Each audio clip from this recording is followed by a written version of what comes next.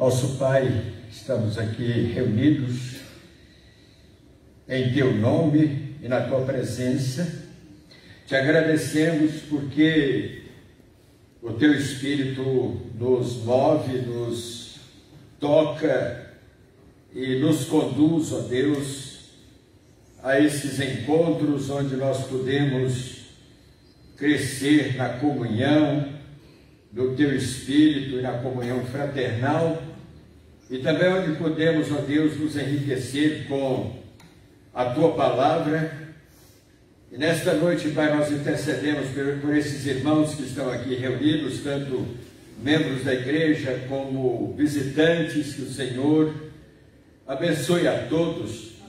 E lembramos também, Senhor, nesta hora, os nossos irmãos e familiares, os nossos irmãos que estão enfermos, hospitalizados ou mesmo em casa, mas não estão passando bem.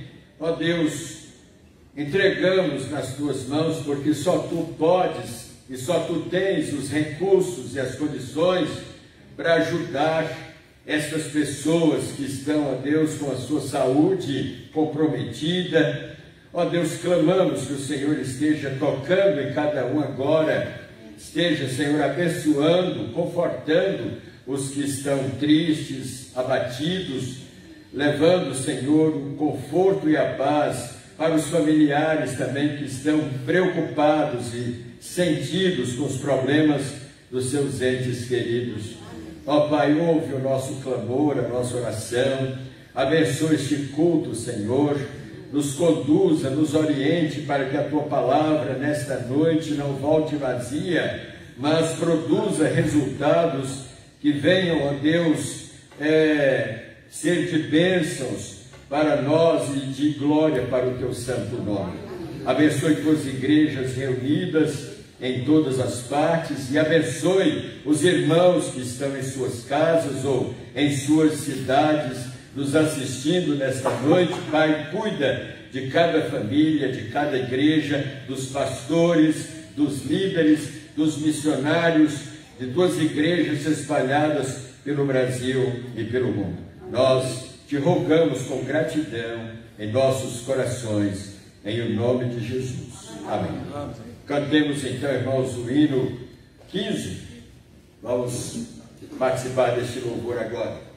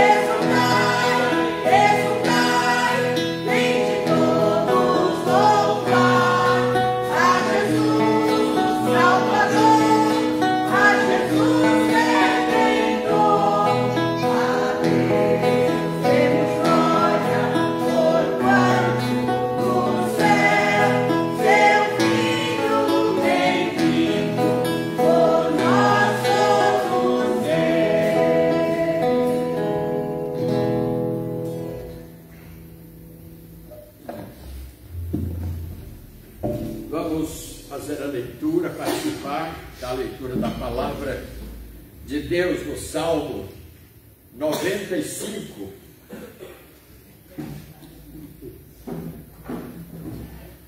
Salmo 95. Vamos juntos fazer esta leitura. Leiamos com bastante força, bastante ênfase. Todos. Vinde e cantemos ao Senhor com júbilo, celebremos o rochedo da nossa salvação, saiamos ao seu encontro com ações de graças, vitoriemo-lo com salmos, porque o Senhor é o Deus supremo e o grande Rei acima de todos os deuses. Nas suas mãos estão as profundezas da terra, e as alturas dos montes lhe pertencem. Dele é o mar, pois ele o fez, obra de suas mãos, os continentes. Vinde, adoremos e prostremo-nos, ajoelhemos diante do Senhor que nos criou. Ele é o nosso Deus, e nós, povo do seu pasto, e ovelhas de sua mão. Hoje, se ouvirdes a sua voz, não endureçais o coração, como em Meribá, como no dia de Massá, no deserto, quando vossos pais me tentaram, pondo-me à prova, não obstante terem visto as minhas obras. Durante 40 anos estive desgostado com essa geração e disse: é povo de coração transviado, não conhece os meus caminhos. Por isso jurei na minha ira, não entrarão no meu descanso. Amém. Amém. Assentai-vos um instante, nós vamos pedir a irmã Sônia para apresentar os nossos visitantes.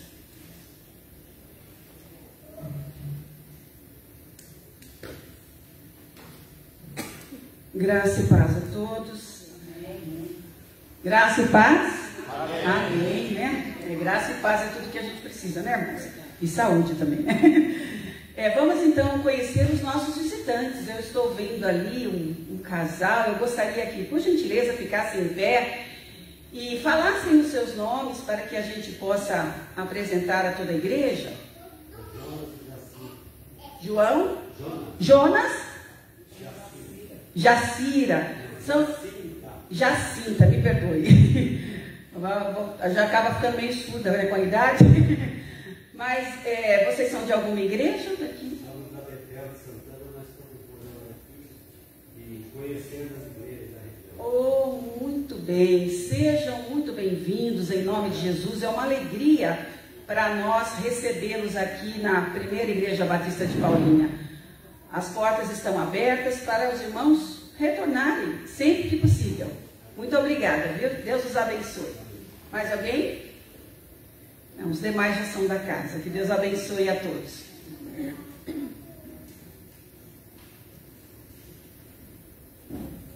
Vamos agora toar o hino 65, dar oportunidade para o ofertório, dedicação, os dízimos e ofertas para os que vieram preparados para esse momento.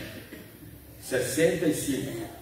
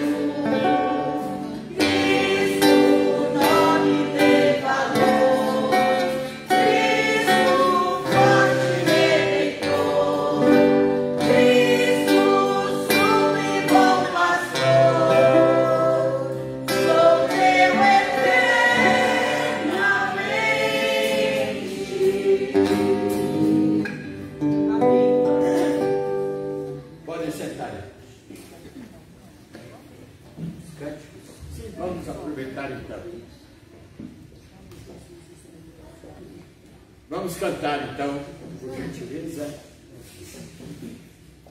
Quando ele estendeu sua mão, um cântico antigo.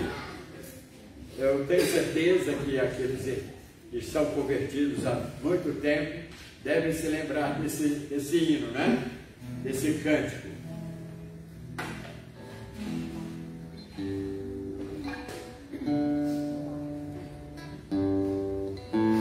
Se puderem ficar de pé, se libera a água que é fraca, não sai mais muita. Se puderem, viu?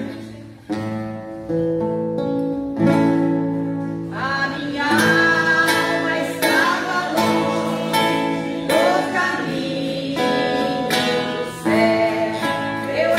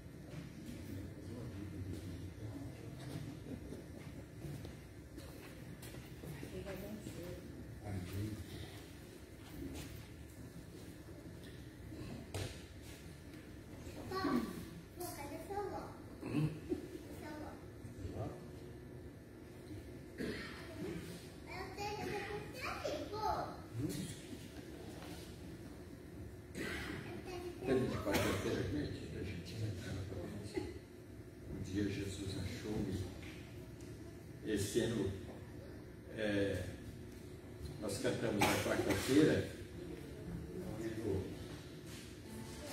e fala do amor de Cristo nos buscar.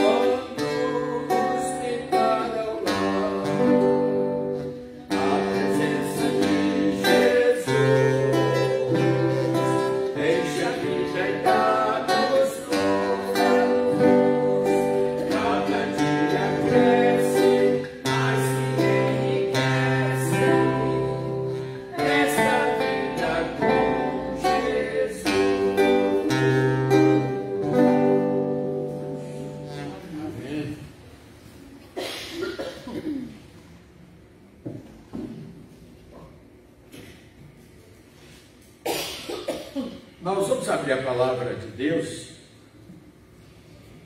na Epístola aos Filipenses, primeiro capítulo. Vamos fazer um estudo panorâmico para ficar sentados mesmo. Vamos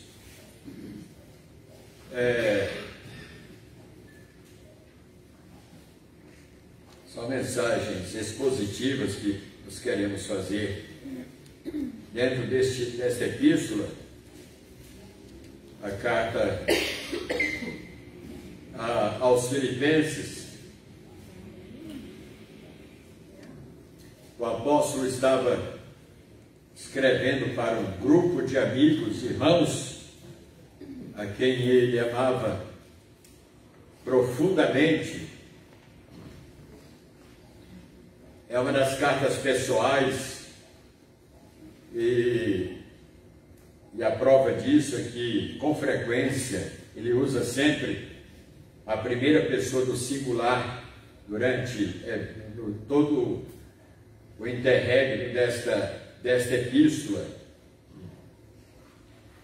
E provavelmente ele tenha escrito essa carta no ano 62 depois de Cristo, ele inclui aqui a Timóteo, né? Seu companheiro, o seu discípulo, seu amigo, companheiro de ministério. E ele agora se apresenta juntamente com ele, Paulo e Timóteo, servos de Cristo Jesus. Que privilégio, né? Ele se apresenta como servo, ele e Timóteo, como servos de Cristo. Não existe um título mais honroso do que esse. Paulo poderia expor aqui todo o seu conhecimento, né, acadêmico.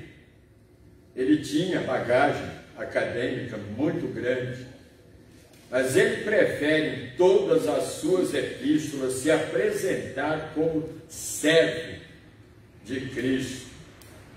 E ele se dirige a todos os santos em Cristo Jesus. E quando ele fala dos santos aqui, não se refere a objetos artesanais, né? A ídolos. Não, essa não é a ideia. Ele se dirige aos crentes da igreja. E esses crentes são vistos como santos.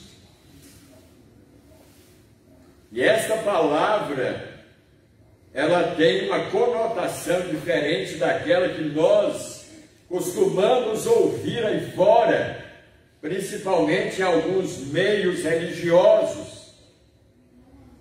As pessoas não se apresentam como santas, mas eles se dirigem aos, entre aspas, santos, criados, fabricados, manipulados pelas suas próprias mãos.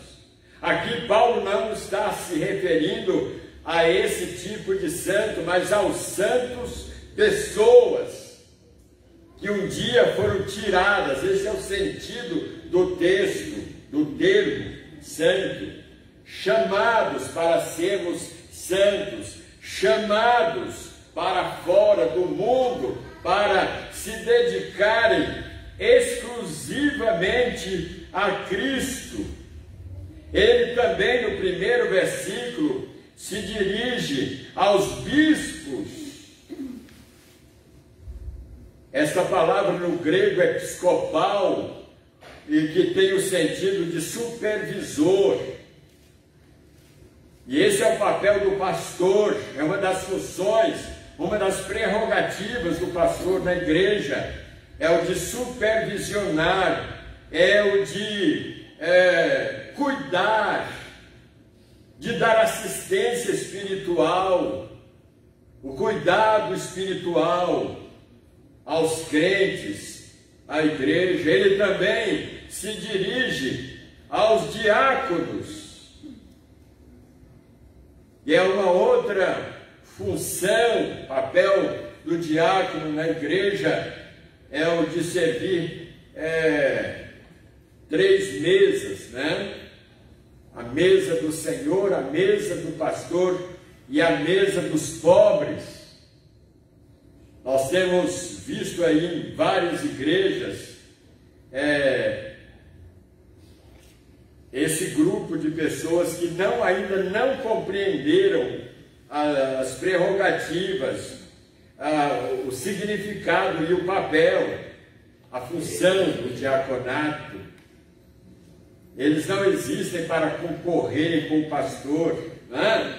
Eles não existem para se degladiarem com a liderança da igreja, mas eles existem como servos para ajudarem a igreja em suas necessidades.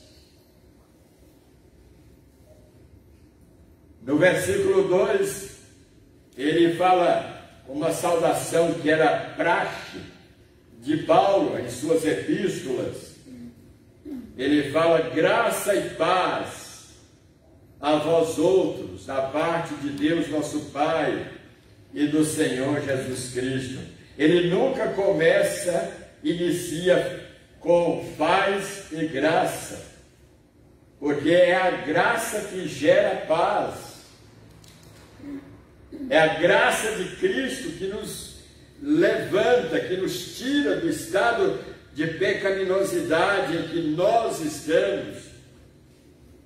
Quando nossa vida estava totalmente arruinada pelo pecado, quando não tínhamos Cristo, que é o príncipe da paz, no dia em que Ele nos escolheu, Ele nos chamou, Ele nos elegeu para sermos dele, nós passamos a desfrutar desta paz. Nós devemos ser pregoeiros da paz, nós devemos ser defensores da paz, não esta paz social de que tanto eles propalam e falam. Quanto mais eles falam, né, e desejam, mais falta paz entre os homens. A ONU, Organização das Nações Unidas, ela não consegue exercer suas prerrogativas para as quais ela foi criada em 1948, mesmo chamando a Organização de Nações Unidas, mas não há união entre eles, porque, irmãos, falta o essencial, o principal entre eles, que é o príncipe da paz, a paz personificada, a pessoa bendita de nosso Senhor Jesus Cristo. No versículo 3, ele dá graças a Deus por tudo que ele recordava dos crentes em Filipos, da igreja aos filipenses. Como é bom, irmãos, nós agradecermos a Deus pela existência dos irmãos, pela existência da igreja. Nós somos uma família. Essa é a única família que vai se estender depois que esse mundo passar. As famílias biológicas, as famílias humanas, um dia elas vão desaparecer. Na eternidade você não terá filhos, você não terá cônjuges. Na eternidade você não terá primos, tios, cunhados, avós. Não! A família biológica um dia ela vai se extinguir, mas a família de Deus ela vai se estender por toda a eternidade, amém? Vai se estender. Por isso que Paulo dá graças a Deus pelos crentes, pela família de Deus da qual ele fazia parte.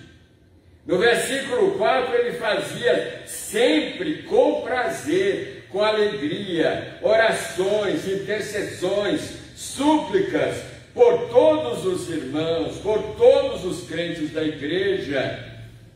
Que privilégio nós temos de interceder. Muitas vezes estamos restritos, limitados, impedidos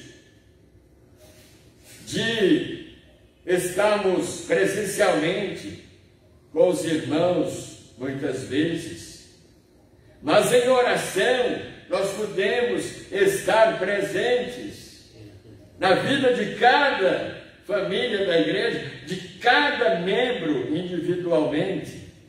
Esses dias eu liguei para o irmão Genô, lá em Borba da Mata, lá no sítio dele, e dizendo para ele que sempre eu orava por eles, quando estou orando nas madrugadas pela igreja, por cada membro da igreja, eu também me lembrava dele, da irmã Sione. Ele disse: pastor, eu também essa madrugada passei por aí, visitando os irmãos em oração. Que coisa linda, né? Nós estamos limitados, né? Pela lei da gravidade, estamos limitados porque nós somos humanos, mas pela oração nós podemos romper barreiras étnicas, raciais, linguísticas. Podemos orar por todos os povos, por todas as gentes, por todas as nações, independentemente se falamos os seus idiomas ou não, fazendo sempre com alegria súplicas por todos os santos, por todos os filhos de Deus. E ele menciona aqui alguns motivos da oração dele, pedidos de oração dele, pela cooperação dos crentes no Evangelho.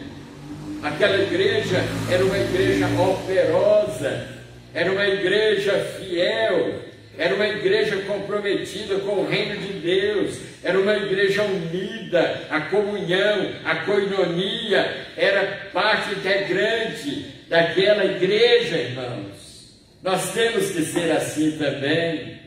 É claro que nos séculos passados, o estilo de vida era outro. As pessoas não tinham tantas ocupações e responsabilidades como hoje. Nós estamos presos, muitas famílias impedidas de congregar, e muitas vezes por causa das ocupações seculares.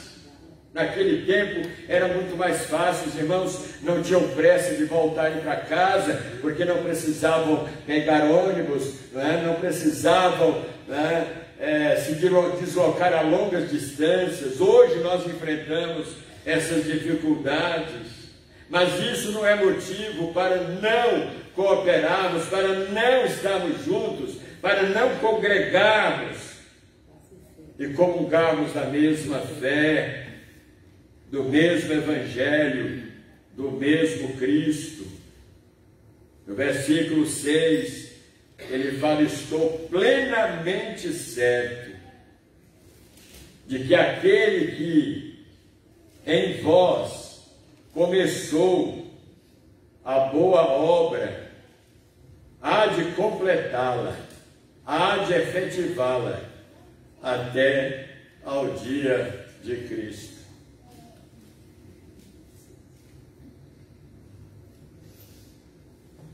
Irmãos, quando um crente deixa de crescer, deixa de prosperar na vida cristã, não é culpa do Espírito Santo. Não é porque o Espírito Santo o deixou de lado, não. Quando um crente para nos degraus da escada da vida cristã, foi porque ele deixou ser tomado pelo desânimo, pela letargia, se deixou ser tomado, irmãos, pelo desinteresse, pela falta de amor pelas coisas de Deus, pela obra de Deus. O Espírito continua agindo, o Espírito continua trabalhando, irmãos. Ele começa e não termina, ele vai até o fim. E esse fim é quando deixarmos esta vida. Este fim é quando nós formos um dia arrebatados. Naquele dia, o Espírito Santo não vai precisar mais operar a santificação na vida da igreja. Não vai precisar mais operar a santificação na vida do crente. Porque naquele dia, nós seremos semelhantes a Ele. Nós seremos semelhantes a Jesus e haveremos de vê-lo com os olhos espirituais. Então, se algum de vocês está parado na vida cristã, você não está progredindo no seu caminhar, no seu crescimento espiritual, repense isso aí. Ainda há tempo de você voltar e começar e recomeçar. Há um tempo desses eu mencionei aqui, irmãos, uma frase de Martin Luther King. Martin Luther King, ele disse o seguinte: se você não puder voar, corra. Se você não puder correr, ande. Se você não puder andar, rasteje, contanto que você não pare no meio do caminho, que você prossiga em sua caminhada até chegar ao alvo proposto, que é Cristo Jesus. Aquela igreja, irmãos, era uma igreja operosa. Paulo se alegrava quando se lembrava dela. Estou plenamente certo de que aquele que começou boa obra em vós há de completá-la até o dia de Cristo. Se você tem sido um crente morno, e Jesus disse que o morno é vomitado da boca dele, quisera que fosse quente ou frio. É bom que nós nos definamos, irmãos, nessa parte. Deus não gosta de meio termo, de mais ou menos. Não existe vida cristã mais ou menos. Não existe fé mais ou menos. Não existe salvação mais ou menos. Você é salvo mais ou menos. Não existe isso. Ou é ou não é. Ou você está santificado ou não está. Ou você está sendo fiel ou não está. Não existe meio termo, meus irmãos.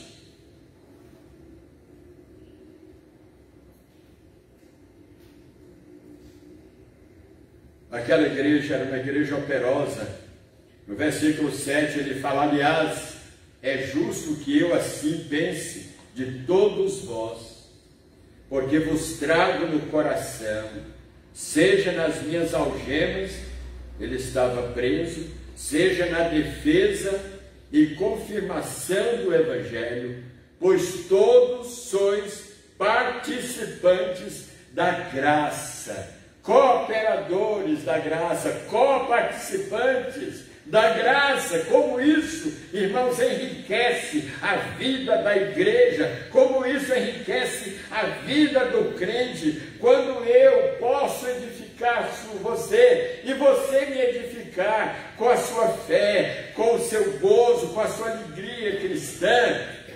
Agora, se você está vivendo no fundo do poço, do desânimo, do pecado, da comunhão quebrada com Deus, não tem como compartilharmos juntos a necessidade de que você saia do fundo do poço e recupere aquilo que está perdido. O Senhor quer fazer de mim, de você, uma bênção. No versículo, ele fala que no versículo 7 que Deus o colocou como defensor do Evangelho. O Evangelho precisa de defesa? Precisa, irmãos. Sabe por quê? Nós temos muitos inimigos. O reino de Deus, nós estamos cercados de inimigos, de gente que torce pelo nosso fracasso, pela nossa queda, de inimigos que não querem ver o crescimento do reino de Deus, que não querem ver o seu crescimento espiritual. Eles não querem saber se você é um crente fiel, se é um crente comprometido com o reino de Deus ou não. E o diabo fará de tudo para atingir você com as flechas, com os dardos inflamados dele. Por isso que Jesus fala a uma das igrejas da Ásia: guarda o que tens, para que ninguém tome a tua coroa.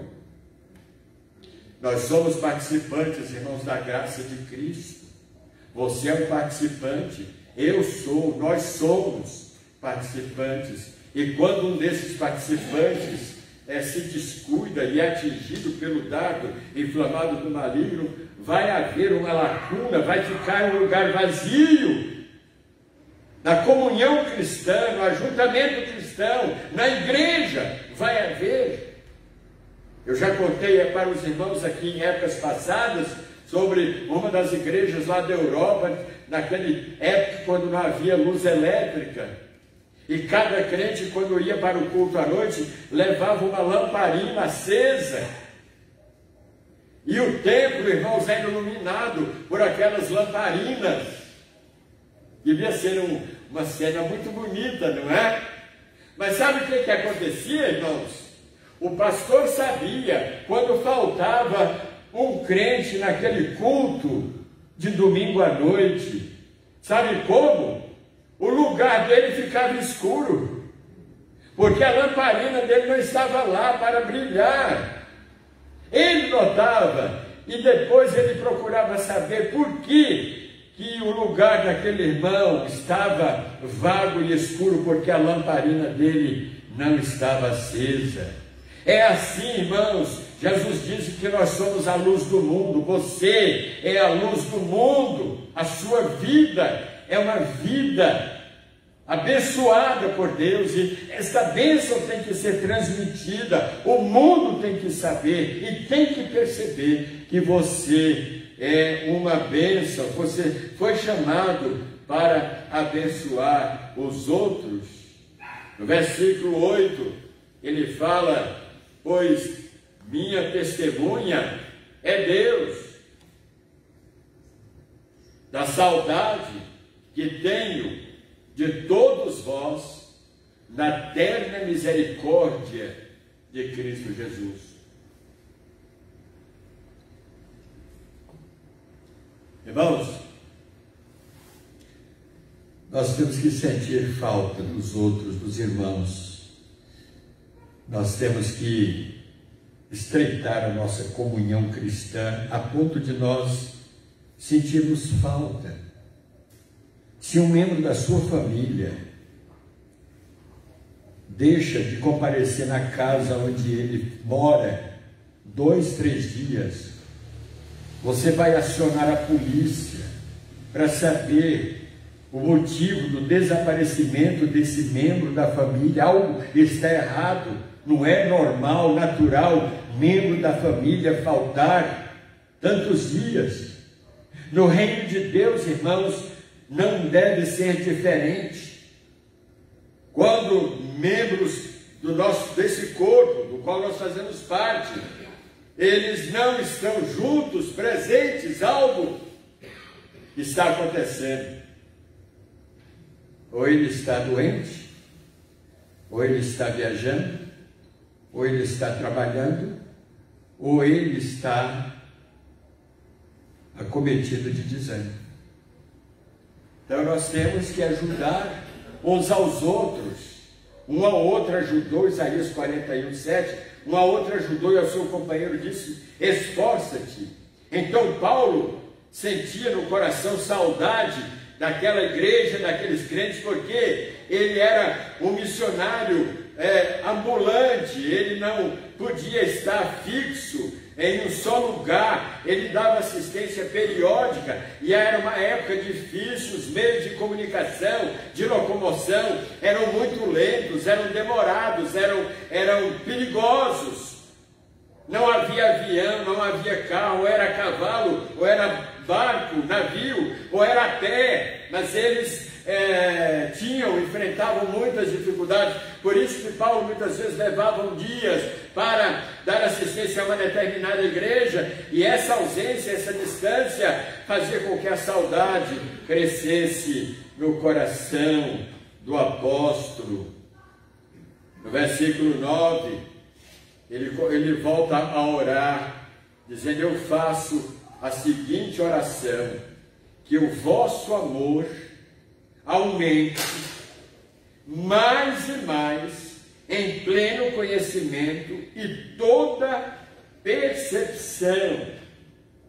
O amor cristão, o amor de Cristo, ele está orando para que esse amor não falte na comunhão dos crentes. Pelo contrário, ele orava para que esse amor aumentasse, crescesse mais e mais.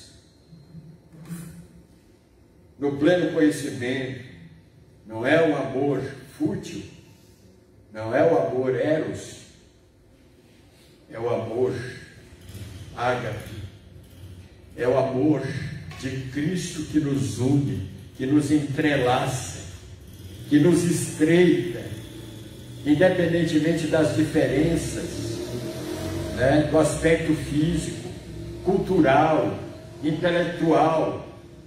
Independentemente disso, nós somos irmãos, uma família amada por Cristo, e Ele quer que nós expressemos esse amor uns com os outros. E ele ainda continuava orando no versículo 10, para que nós aprovemos as coisas excelentes, para que sejamos sinceros, inculpáveis no dia de Cristo. Na minha versão, o dia está com D maiúsculo, referindo-se ao arrebatamento da igreja à volta de Cristo. Ele orava, irmãos, para que esses crentes, no dia que Cristo voltar, estejam preparados, de cabeça erguida. Ora vem, Senhor Jesus, eu estou pronto, eu estou preparado, a minha vida espiritual está em dia. Eu não vou me envergonhar se Jesus voltar agora, nesse momento aqui, para nos arrebatar. Eu não tenho de que me envergonhar, porque eu estou preparado. Era essa oração que Paulo fazia, irmãos, pelos crentes da igreja de Filipos. Como está a sua vida hoje? Se Cristo voltar hoje, você tem plena e absoluta certeza que você está preparado para ser arrebatado, para subir com Ele?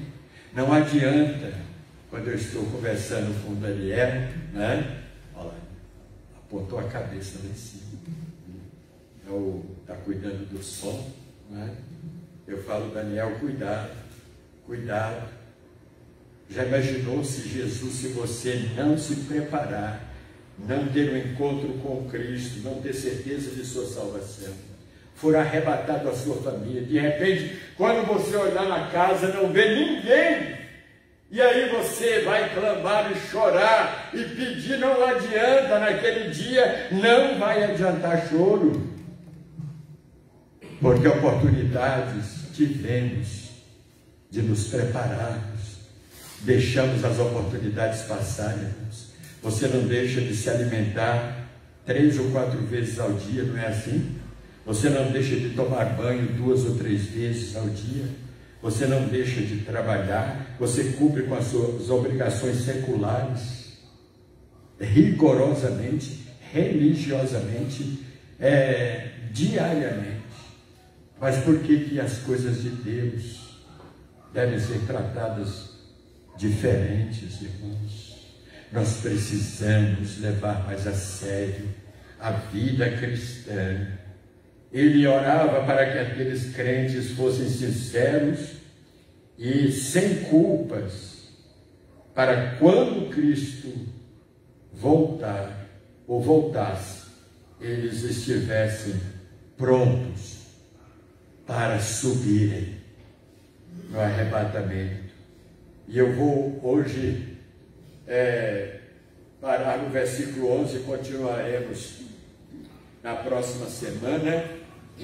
O versículo 11 diz: cheios do fruto de justiça, os crentes, a igreja, cheios do fruto de justiça, o qual é mediante Jesus Cristo para a glória e louvor de Deus. Nós precisamos produzir frutos de justiça, irmãos. Não a justiça social, mas a justiça teológica, a justiça cristã. Nós precisamos ser defensores dessa justiça, propagadores dessa justiça. A justiça teológica. O que quer dizer isso? Quando você leva a sério a sua vida cristã, a sua vida com Deus, o seu relacionamento com a sua família, com a sua igreja, com os seus colegas de trabalho. O mundo, as pessoas precisam saber quem nós somos, quem eu sou, quem você é. Você não deve esconder a sua luz debaixo do alqueire, debaixo do armário. A luz foi feita, foi inventada e criada para dissipar as trevas, e ela ocupa o lugar de destaque, de proeminência, irmãos. Nós, como luzes de Cristo, temos que dissipar as trevas. Aonde nós trabalhamos, nós temos que ser luzes de Cristo, irmãos. Você se parece com Cristo? Quem olha para o seu semblante, para o seu rosto, vê a imagem de Jesus. Como Sadhu Sundar Singh, lá na Índia, é empregado ao vê-lo e não conhecia, foi dar a notícia e disse: é um homem que se parece com Jesus. Ela nunca tinha visto Jesus, mas ela sabia que o semblante de Cristo, que o rosto de Cristo era diferente dos outros semblantes, dos outros rostos, assim como o nosso semblante, nosso caráter tem que ser diferente dos caracteres do mundo, irmãos. Nosso andar, nosso vestir, nosso negociar, nosso relacionamento com as pessoas, nós temos que mostrar para o mundo, evidenciar diante do mundo que nós somos luzes, sal da terra e luz do mundo. Foi isso que Paulo desejou àquela igreja, e ao escrever para os crentes daquela igreja em Filipos, essas cartas contribuíam, se eles já estavam vivendo na plenitude do amor de Cristo, isso ajudava muito mais, era um incentivo para que eles continuassem. Imaginem só, irmãos, a presença nessa igreja numa cidade depravada, numa cidade contaminada, influenciada pela idolatria, pelos costumes pagãos. Essa igreja tinha que marcar presença, irmãos, naquele lugar, naquela cidade. Assim como nós, membros do corpo de Cristo, temos que marcar presença aonde nós estamos, aonde nós vivemos. É isso que o Senhor quer que nós sejamos. É isso que nós precisamos ser, numa época, irmãos, em que os valores éticos, os valores espirituais estão cada dia mais sendo subestimados, desprezados, pisados pelo mundo, irmãos. O termo evangélico, antigamente, ser evangélico antigamente, tinha peso. Quando uma pessoa se apresentava como evangélico, era respeitada, era vista com outros olhos. Mas hoje, irmãos, quaisquer uns por aí se autodenominam evangélicos, com uma vida promíscua, com uma vida imunda, com uma vida comprometida com o pecado, e se auto-intitulam evangélicos. Que vergonha para o reino de Deus, que vergonha para as igrejas de Cristo. Por isso, nós temos que viver. E antes de falarmos, nós temos que viver para depois falarmos. Porque não adianta as palavras se a vida que nós vivemos não corresponde com aquilo que nós estamos proferindo, proclamando. Que Deus nos ajude, irmãos, como igreja de Cristo, como membros da igreja.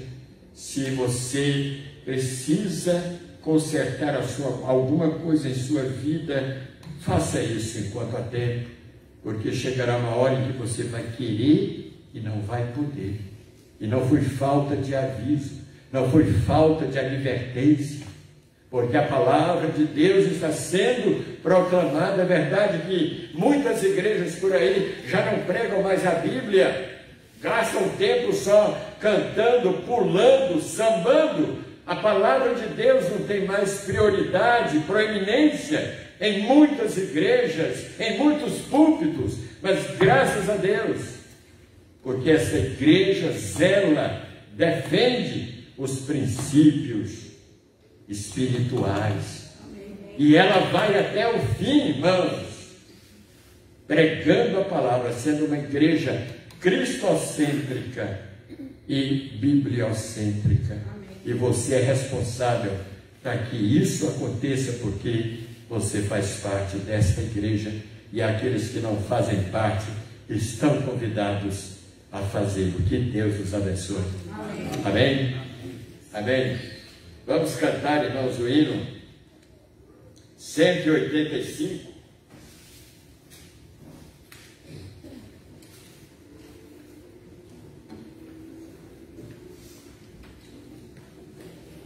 Somente Cristo, nada mais do que Ele, né? Somente Cristo é o Salvador, nem outro conhecemos. Morreu por nós em santo amor, e vida nele temos.